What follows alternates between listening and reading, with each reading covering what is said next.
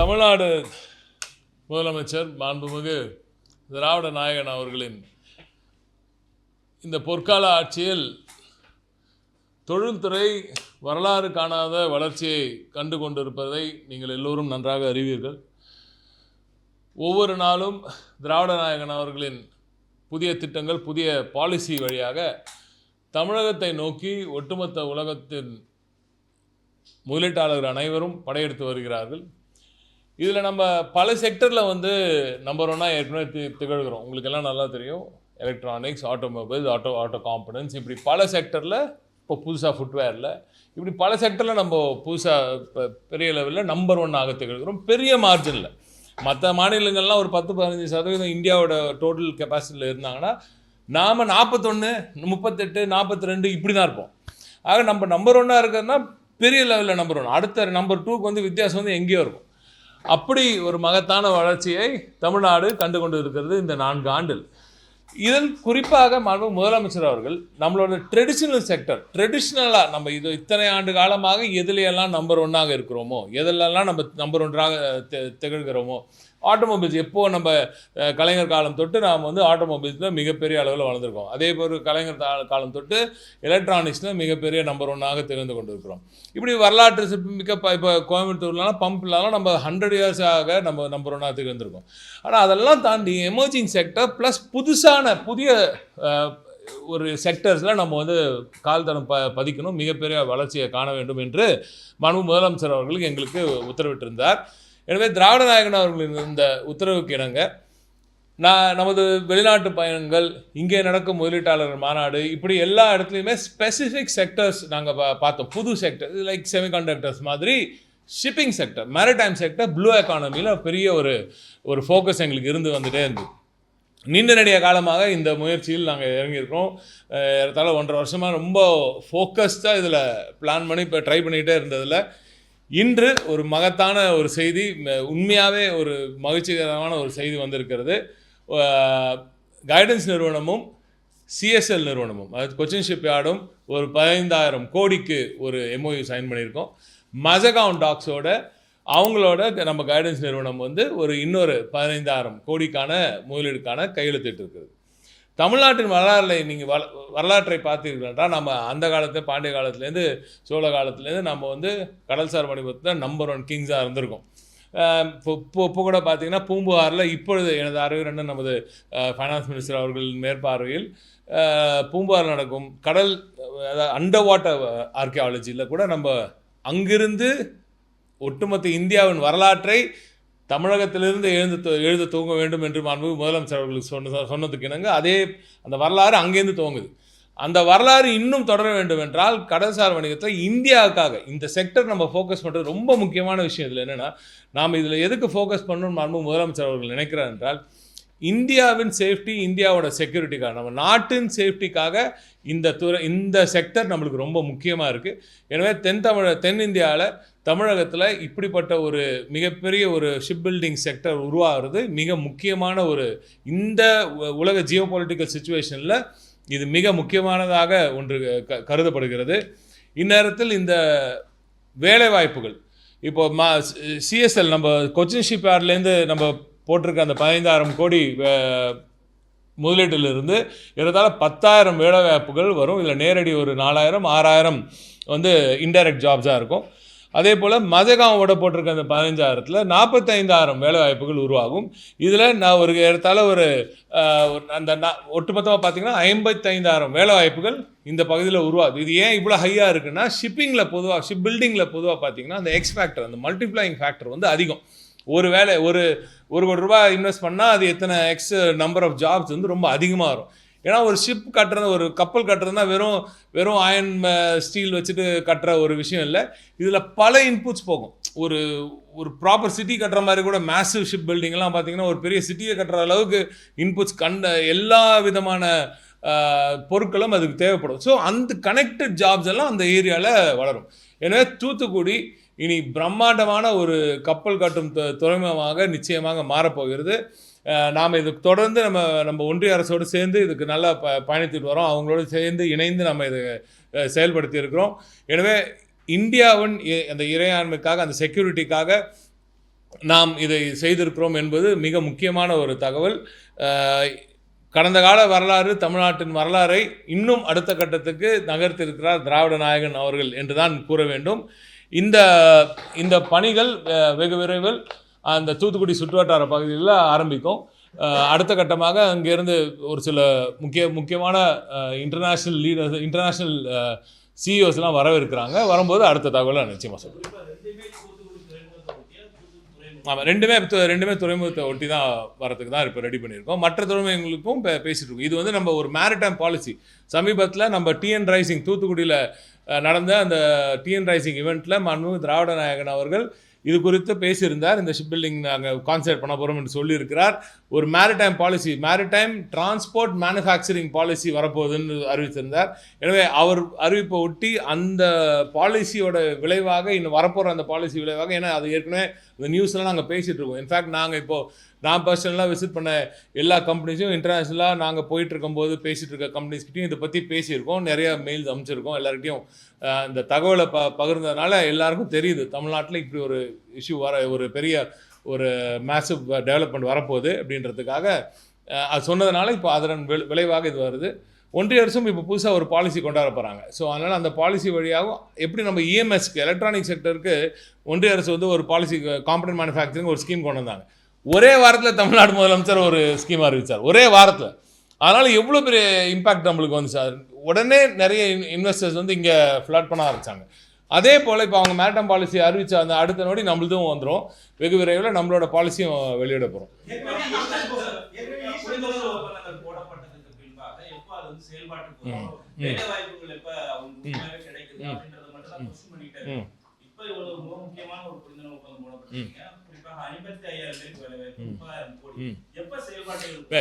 எல்லா ஒப்பந்தமே நாம் வந்து நீங்கள் பார்த்தீங்கன்னா தமிழ்நாடு முதலமைச்சர் மட்டும்தான் ஒரு எம்ஓயு சைன் பண்ண பிறகு அதுக்கு ஒரு கமிட்டி போடுறாரு. ஒரு கமிட்டி ஏற்கனவே எங்களுக்கு கொடுத்துருக்காரு. அந்த பவர்ஸ் வந்து இண்டஸ்ட்ரீஸ்க்கு கொடுத்துருக்காரு. சிஎஸ் தலைமையில் சிஎஸும் உட்காராரு, நாங்களும் உட்காரோம். So administration and political leadership ரெண்டுமே அமர்ந்து எல்லா செக்ரட்டரிஸும் அமர்ந்து பல செக்ரட்டரி எல்லா சீனியர் செக்ரட்டரிஸ் எல்லாம் அங்கே அமருவாங்க.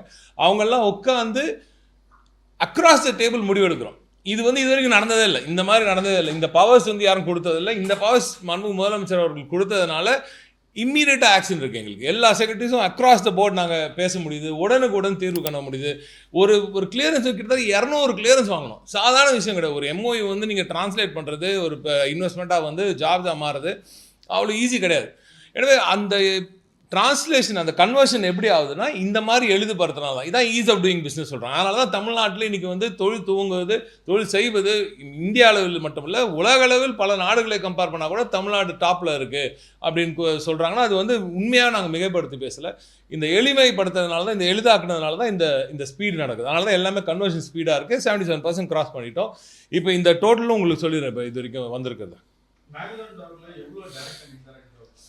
அதான் இப்போ மேஜகான் டாக்ஸில் வந்து இடத்துல கிட்டத்தட்ட ஒரு almost 5 to 10K direct jobs வரும், ஆல்மோஸ்ட் 40K இன்டைரக்ட் ஜாப்ஸ் வரும். ஸோ திஸ் இஸ் அவனுக்கு இன்டைரக்ட் ஜாப்ஸ் வந்து எப்போவுமே ஹையாக இருக்கும் இதில்.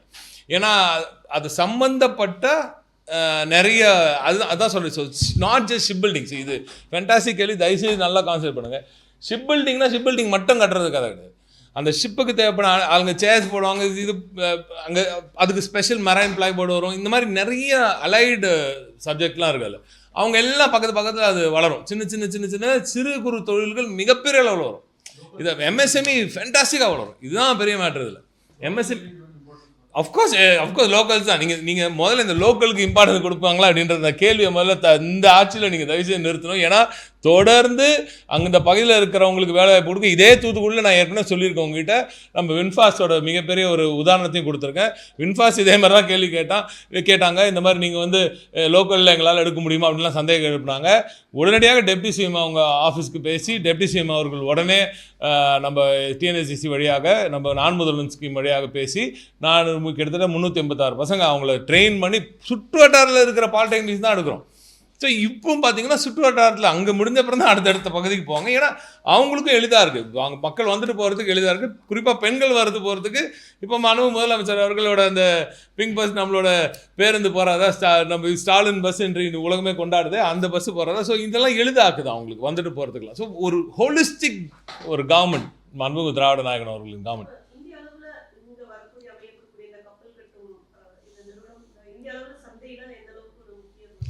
அதான் சொல்கிறேன். இப்போது இது உண்மையாகவே நம்ம வந்து ஒரு நேஷ்னல் இன்ட்ரெஸ்ட்னு வந்துச்சுன்னா, இப்போ குறிப்பாக நம்ம டேரிஃப் கூட தொடர்ந்து சொல்லியிருந்தேன். டேரிஃப்ஸில் வந்து ஒன்றிய அரசு வந்து சரியாக பண்ணுதா என்னதுன்னு நிறைய கேள்வி கேட்டாங்க. இந்த விஷயத்தில் நாங்கள் அரசியலே பண்ண மாட்டோம், நிச்சயமாக பண்ணக்கூடாது.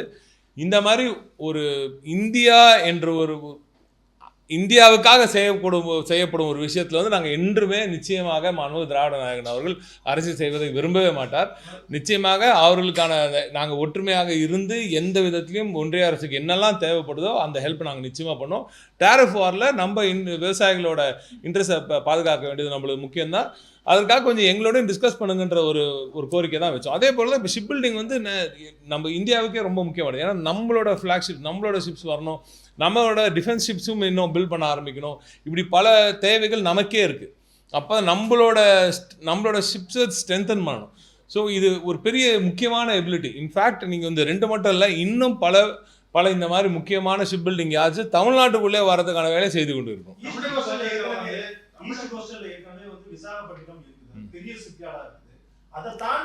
அதெல்லாம் தாண்டி தான் இருக்கும். அதை விட தாண்டி பெரிய டாக்ஸ் வரப்போது லார்ஜ் வெசல்ஸ்க்கு பில்ட் பண்ணுறதுக்கான கேப்பபிலிட்டிஸ் தான் இங்கே நம்ம ஊருக்கு வருது. நாங்கள் பண்ண சின்னதாலாம் பண்ண மாட்டோம், கவலைப்படாதீங்க.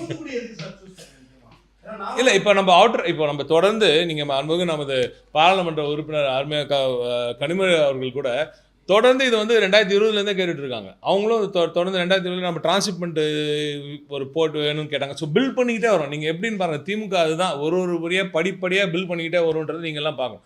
அப்போ டிரான்ஸ்ஷிப்மெண்ட் கேட்டோம். அடுத்து டிரான்ஸ்ஷிப்மெண்ட் அந்த இனாகரேஷனில் வந்து எங்கள் எம்பி வந்து அப்பவே கேட்டாங்க. அப்பவே வந்து எங்களுக்கு ஷிப் பில்டிங் யார்டும் கொடுங்கன்னு சொல்லி அவங்களும் கேட்டாங்க.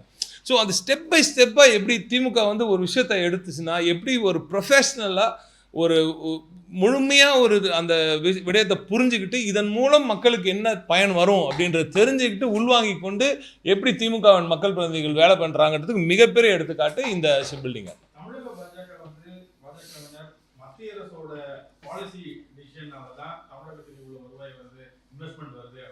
நான் இப்போ தான் சொன்னேன், இப்போ தான் சொன்னேன், நாங்கள் வந்து எங்களது மெச்சார் பாலிடிக்ஸ். திமுக வந்து ஒரு மெச்சார் பொலிட்டிக்கல் அசெட் ஃபார் இந்தியா. ஒரு திராவிட நாயகன் அவர்கள், நமது முதலமைச்சர் அவர்கள், மாண்பு முதலமைச்சர் அவர்கள், தமிழ்நாடு முதலமைச்சர் மு க ஸ்டாலின் அவர்கள் is a major political asset for India, not for Tamil Nadu alone, is for India. அதனால் நாங்கள் இந்தியாவுக்கு வரும்போது இந்த மாதிரி சிலர் அற்புதமாக கேட்கறதுக்கெல்லாம் நம்ம பதில் சொன்னால் அது அவங்க ஆளுங்களை அவங்கள தள்ள கொட்டுவாங்க. சார், இப்போ வெளிநாடு முதலீடா வெளிநாட்டில் முதலீடா அப்படின்னு சொல்லி விஜய் வந்து கேள்வி எழுப்பியிருக்காரு. அதெல்லாம் சும்மா கண்ட கேள்விலாம் பதில் சொல்ல முடியாது. சொல்லுங்க சார், ஏதாவது நல்ல ஆரோக்கியமாக கேள்வி கேளுங்க, நான் டெஃபினட்டாக எதுங்க இப்போ அதுதான் ஆச்சு. இப்போ நீங்கள் ஒரு மேசிவ் ஈவெண்ட் இப்போ தான் 2024 நடத்தியிருக்கோம். Most probably 25 we will have one. Dates நாங்கள் ஃபைனல் பண்ணல. பட் அந்த இப்போ நீங்கள் ஜியோபொலிட்டிக்கல் சுச்சுவேஷன் பார்க்கணும். நாங்கள் நடத்தணுன்றதுக்காக நடத்தக்கூடாது எப்பவுமே. அந்த kind of work that went behind அந்த ஜிம் 2024 வந்து மேசிவ். கிட்டத்தட்ட 6-7 மாதம் அவ்வளோ ஹார்டாக ஒர்க் பண்ணோம். அதுக்கு சாதாரணமாக வந்துடல அது. ஸோ அவ்வளோ தூரம் ஒர்க் பண்ணுறதுக்கு அந்த ஜியோபொலிட்டிக்கல் சுச்சுவேஷன் ரொம்ப இம்பார்ட்டன்ட். அதில் எந்தெந்த செக்டர் பூம் ஆகுது, எந்தெந்த செக்டர் நம்மளுக்கு தேவைன்றதை பார்க்கணும். நம்ம வந்து இப்போது செமிகண்டக்டர்ஸ்லேயே சொல்கிறேன், செமிகண்டக்டர்லேயே ஃபேப் ஏரியாவுக்குள்ளே போனீங்கன்னு வச்சுக்கோங்க, 70,000-30,000 1,00,000 கோடி கூட வரும். ஆனால் அதில் வந்து நம்ம கொடுத்து அதுக்கு இன்சென்டிவ் எவ்வளோ 1000 கோடி கொடுக்கணும். அந்த இன்சென்டிவ் கொடுக்கறனால எவ்வளோ பேருக்கு ஆளுக்கு வேலை வாய்ப்பு வருது, அது என்ன மாதிரியான வேலை வாய்ப்பு வருது, எங்கே வருது அந்த வேலை வாய்ப்பு? This is key. என்னோட நம்ம முதலமைச்சர் கேட்குற கேள்வி அதான். நீ எல்லாம் முதலீடு கொண்டு வரீங்க, சரி, எங்கே வருது, யார் அதில் வந்து யாருக்கு வேலை வாய்ப்பு கிடைக்குது, எப்படிப்பட்ட வேலை வாய்ப்பு கிடைக்குது? ஏன்னா நம்ம பசங்கள் எல்லாருமே படித்தவங்க, எல்லாம் நல்லா படித்தவங்க, அவங்களுக்கு ஏற்ப வேலை வாய்ப்பு வருதா? சரி, கிராமப்புறத்தில் கொண்டு போறியா? கிராமப்புறத்தில் கொண்டு போனால் அங்கே இருக்கிற பெண்களுக்கு என்ன படிப்பறிவு இருக்கோ அந்த ஏற்ப அவங்களோட ஸ்கில் என்னமோ, அதுக்கு திறன் என்னமோ அதுக்கேற்ற மாதிரி வேலை வாய்ப்பு வருதான்னு கேட்பார். ஸோ அதை எல்லாத்தையும் கால்குலேட் பண்ணி தான் பண்ணுறோம். சும்மா எடுத்தோம் கழுத்தோம் வரவங்ககிட்டலாம் கையெழுத்து போடுற வேலை இங்கே இல்லை. பல இடங்கள்ல குறிப்பாக ஜவுளித்துறையில இருந்து ஆரம்பிச்சு தொழில் தொழிற்சாலைகள் வரையும் பல பாதிக்கப்படும் அப்படின்னு சொல்றாங்க. இப்போ கூட திருப்பூர்ல 2500 தொழிற்சாலைகள்ல 20% வந்து மூடப்படக்கூடிய நிலைமையில இருக்குன்னு சொல்ல வராங்க. சோ இதை எதிர்கொள்ள எப்படி தமிழ்நாடு வந்து ஒரு இண்டஸ்ட்ரியல் ஸ்டேட் எப்படி எதிர்கொள்ள போகுது? இந்த டிஸ்கஷன் தான், அந்த டேரிஃப் டிஸ்கஷன் தான் ஃபஸ்ட்டு சொல்லியிருந்தேன் நான். ரொம்ப உலக லெவலில் இப்போ இன்று கூட H1B விசாவுக்கு ஒரு மிகப்பெரிய கொடுமையான ஒரு விஷயம் நடந்திருக்கு. கிட்டத்தட்ட ₹1 கோடி ஒருத்தருக்கு கட்டணும் அப்படின்ற மாதிரிலாம் ஒரு ரெகுலேஷன் கொண்டு வந்திருக்காங்க. விச் இஸ் ரொம்ப அதை பற்றி ரொம்ப நம்ம இப்போ 2 நாடுகளுக்குள்ளே இருக்கிறனால நம்ம அதை பெருசாக பேசக்கூடாது. அவங்க ஊர் அதிபர், அவங்களால் தேர்ந்தெடுக்கப்பட்ட அதிபர், அவர் வந்து அவங்க ஊருக்கு நல்லதுன்னு நினச்சி பண்ணுறாரு. உலகம் ஃபுல்லாக வந்து அது சரியில்லை, உங்கள் நாட்டுக்கே சரியில்லைன்னு தான் சொல்லிட்டு இருக்காங்க. பட் நம்ம ஆளுங்களுக்கு நம்ம வேலை வாய்ப்பை உருவாக்கி தருவது தமிழ்நாட்டை பொறுத்த வரைக்கும் முதலமைச்சர் அவர்கள் இது எல்லாத்தையும் எதிர்கொண்டு தான், இது எல்லாத்தையும் சிந்தித்து, இது எல்லாத்தையும் வருது. என்ன ஜியோ பொலிட்டிக்கல் சுச்சுவேஷன், இப்போ நான் போன இன்டர்வியூவில் கூட சொல்லியிருந்தேன் நினைக்கிறேன். சென்ற முறை யுஎஸ்க்கு போகும்போது சிஎம் இந்த கேள்வி கேட்டார், ட்ரம்ப் அட்மினிஸ்ட்ரேஷன் வந்துச்சுன்னா இப்படி நடக்குது, இப்போ இவர் வந்து இந்த மாதிரிலாம் பேசிட்டு இருக்காரு கேம்பெயின் அப்போ இப்படியெல்லாம் பண்ணார்னா நம்ம ஆளுங்களுக்கு வேலை போகாதான்னு அப்போ கேட்டார் இந்த கேள்வியை. யூஎஸ் உட்காந்து இது டிஸ்கஷன் நடந்துச்சு. நாங்கள் எங்கள் செக்ரட்டரிலாம் இருந்தாங்க, சிஎம்ஓலலாம் இருந்தாங்க, எல்லாம் உட்காந்து கேஷுவலாக கேட்குறாரு இந்த கேள்வியை. ஸோ இது எப்படி எங்கே யோசிக்கிறார் பாருங்க. ஸோ அங்கேருந்து கிளம்புது. ஸோ ஒன்றா சிந்திச்சு பண்ணுறோம். இதை வந்து ப்ரீஎம்டிவாக பண்ணுறதுக்காக தான். அப்போ என்ன பண்ணணும், நம்ம ஊருக்கே வேலை வாய்ப்பு கொண்டு வந்தால் தான் உண்டு.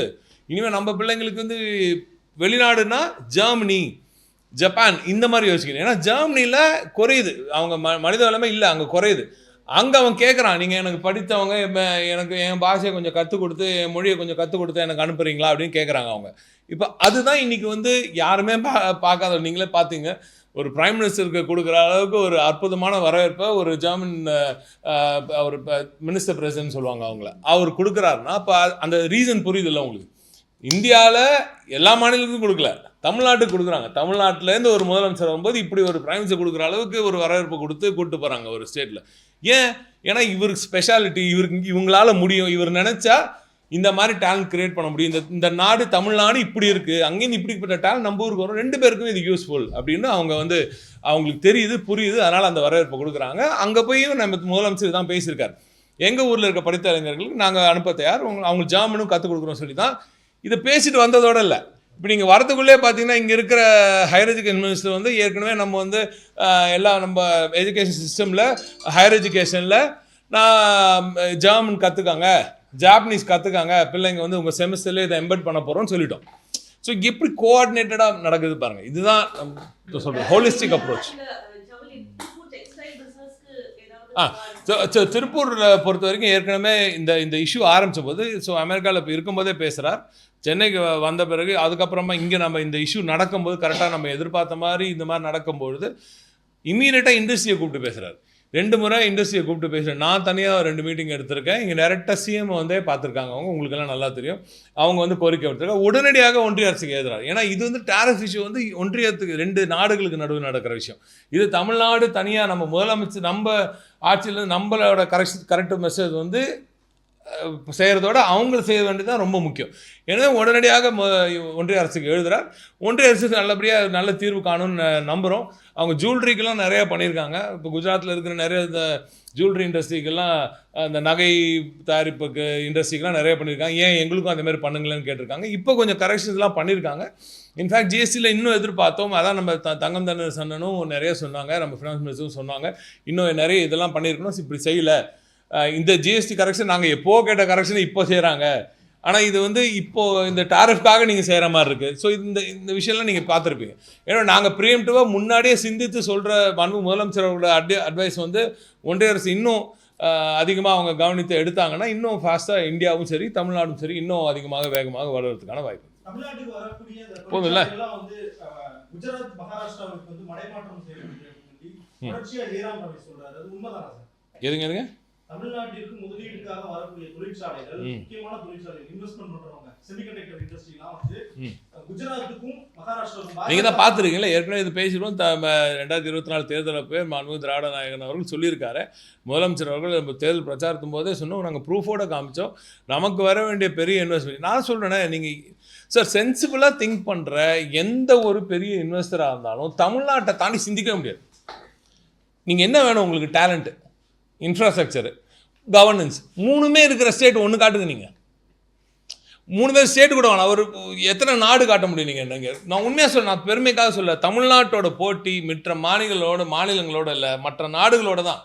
நீங்கள் பெருமைக்காக சொல்ல, நம்ம ஆளுங்க அப்படி வெயிட்டான ஆளுங்க, நம்ம டேலண்ட் அப்படி, நம்ம பசங்க அப்படி படிச்சிருக்காங்க, நம்ம முதலமைச்சர் அப்படிப்பட்ட பாலிசிஸ் கொண்டு வர்றாரு. இது நான் ஒரு அரசியலாக சொல்லலை, நான் உணர்ந்து நான் உண்மையாக வெளியில் பார்த்து சொல்கிறேன். நீங்கள் என்கிட்ட கேட்க வேணாம், நீங்கள் மற்ற நாடுகள்லேயும் மற்ற மாநிலங்களில் போய் பேசுங்களேன். அவங்க கேட்குறாங்களே இந்த மாதிரி முதலமைச்சர் நம்மக்கிட்ட இல்லை, ஏன் இந்த மாதிரி நம்ம பசங்க படிக்க மாட்டாங்களே இப்போ ஏங்குறாங்கல்ல. நாங்கள் படி திராவிட இயக்கங்கள் இத்தனை ஆண்டு காலமாக படிக்க வச்சது அவுட்கம் தானே இது. இப்போ அதோட அவுட்கம்மை இப்போ நம்ம அந்த பொசிஷனில் இருக்கோம். அதை நம்ம ஃபுல்லாக கார்னர் பண்ணுறதுக்கு ஒரு நல்ல ஆட்சி இருக்குது, நல்ல முதலமைச்சர் இருக்கார், பாலிசிஸ் இருக்குது. இதெல்லாம் புரிந்து செயல்படக்கூடிய அரசு அதிகாரிகளும் இருக்காங்க, லா மேக்கர்ஸ், அதாவது அமைச்சர் பெருமக்கள் எல்லாரும் இருக்காங்க, சீனியர்ஸ் எல்லாருமே கைட் பண்ணுறாங்க. ஸோ ஒரு டேண்டமாக ஒர்க் பண்ணுது இல்லையா. அதனால் I think outcome is such. வேற ஓகே, ஒரே இது ஃபைனல் இதோட டோட்டல் மட்டும் சொல்லிடுறேன். ஸோ இந்த ஒரு முதலீடோடு சேர்த்து இன்று வரை 1010 MOUs, இது ரஃபாக சொல்கிறேன் உங்களுக்கு, 1010 MOUs ஏறத்தாழ 11,31,571.15 கோடி ரூபாய்க்கான முதலீடு. ஸோ இது டோட்டல் வந்து இப்போ இன்க்ரீஸ் ஆகிருக்கு. ஆல்மோஸ்ட் டோட்டல் எம்ப்ளாய்மெண்ட்ஸ் வந்து கிட்டத்தட்ட பார்த்திங்கன்னா 34 லட்சத்துக்கிட்ட வரும். 34 லட்சம் வேலைவாய்ப்புகளை உருவாக்கும் ஒரு வேலையை மாண்புமிகு திராவிட நாயகன் அவர்கள் இந்த 4 வருஷத்தில் இவ்வளோ வேலைவாய்ப்புக்கான வாய்ப்புகளை உருவாக்கியிருக்கிறார். 11,31,571.15 கோடி முதலீடுகள் ஒப்பந்தங்கள் கையெழுத்திடப்பட்டிருக்கு. அதாவது 1010 MOUs வழியாக. ஸோ இதோட சேர்த்து கன்வர்ஷன் ரேட் வந்து இப்போ இது இன்க்ரீஸ் ஆகிருக்காங்க. நான் சொல்கிறேன், இவருக்கு வந்து ஒரு வெள்ளை அறிக்கை அவருக்கு புரிகிற மாதிரி நான் கொடுக்கணும். அவர் நம்ம எதிர்கட்சி தலைவருக்கு புரிகிற மாதிரி ஒரு வெள்ளை அறிக்கை கொடுக்கணும், இதுதான் கொடுக்கணும் அவருக்கு. நாங்கள் இவ்வளோ எக்ஸ்பிளைன் பண்ணுறோம். நாங்கள் தொடர்ந்து நான் இல்லை ஜோக்ஸ் அப்பார்ட் தொடர்ந்து அவங்களும் கேட்டுட்ருக்கேன். நான் ஏற்கனவே ஒரு வாட்டி சொல்லியிருக்கேன், தொழில்துறை வந்து லட்சக்கணக்கான இளைஞர்களுக்கு வேலைவாய்ப்பு கொடுக்குற ஒரு துறை, லட்சக்கணக்கான குடும்பங்களில் மிகப்பெரிய ஒளியேற்றக்கூடிய ஒரு துறையாக இருக்குது.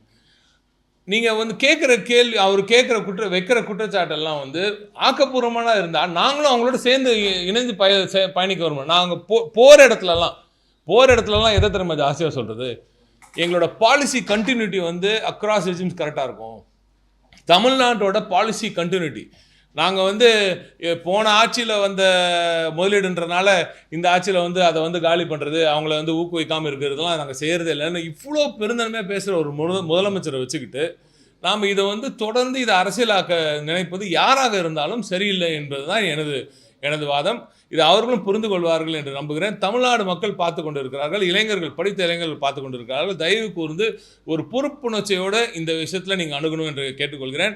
நாங்கள் எந்த ஒரு டேட்டாவும் நான் வந்து தவறான ஒரு டேட்டா எந்த காலத்திலும் நாங்கள் கொடுத்ததில்லை. இந்த மாதிரி எங்கள் கலைஞர் எங்களை வளர்த்ததில்லை, எங்கள் முதலமைச்சர் எங்களை இப்போ அப்படி பார்க்குறதில்ல, சின்னவர் எங்களோட துணை முதலமைச்சர் எங்களை அப்படி வழி நடத்துறதில்லை.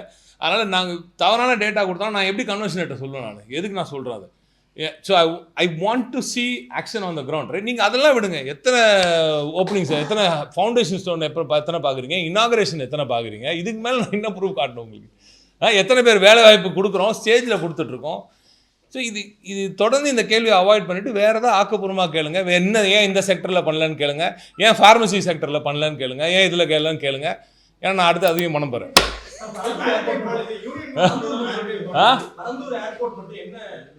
சூப்பர் லெவலில் இருக்குது, நிச்சயமாக நல்லபடியாக பறக்கும். நல்ல விரைவில். எஸ் அஃப்கோர்ஸ் டெஃபினட்டாக அந்த பாலிசி வந்த பிறகு இன்னும் அதுக்கு ட்வீக்ஸ் பண்ணுவோம். நீங்கள் எப்பவுமே நம்ம ஒரு பாலிசி யூனியன் கவர்மெண்ட் கொடுத்துச்சுன்னா அதை அப்படியே வந்து இது பண்ணிடல. We add some more extra tweaks. நம்மளோட மாநிலத்துக்கு ஏற்ப எப்படி முதலீட்டாளர்கள் ஈர்க்கப்படுவாங்களோ அதுக்கேற்ப உட்காந்து எக்ஸ்பர்ட்ஸை கூப்பிட்டு பேசி முடிவு பண்ணி அதுக்கப்புறம் ட்வீக் பண்ணுறோம். ஆனால் சீக்கிரமாக பண்ணுறோம். நம்மளுக்கு மற்ற மாநிலம் என்ன இதுன்னா அவங்க ஒரு 2-3 மாதம் எடுத்துப்பாங்க, நம்ம ஒரு வாரத்திலே பண்ணுவோம். Yes, of course, coming soon. No, we've already started working on it. So அவங்க பண்ணுறாங்கன்னு தெரிஞ்சு நாங்கள் ஏற்கனவே ஒர்க் பண்ண ஆரம்பிச்சிட்டோம். இன்னும் 1.5 வாரம் 10 நாளுக்குள்ளே ஒரு பாலிசியை வெளியிடுறதுக்கான வாய்ப்புகளே இருக்குது. சரிங்களா? தேங்க்யூ.